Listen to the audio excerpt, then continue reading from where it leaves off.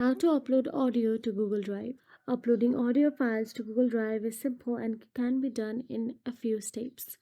So first of all, open Google Chrome and all you have to do is go to the Google Drive and log in with your Google account.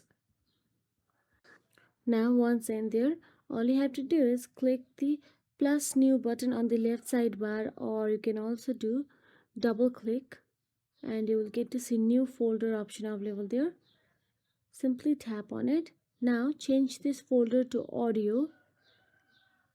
Now once you have the audio folder available, tap on it and open the folder. Now there all you have to do is again double press, tap on the file upload and browse your computer to find the audio file example.mp3.wav and many more.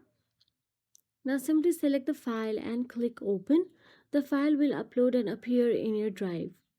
And that is it. Once uploaded, just click or tap the file in Drive to preview or play it directly. If you found this video helpful, please like, share and subscribe, and thank you so much for watching.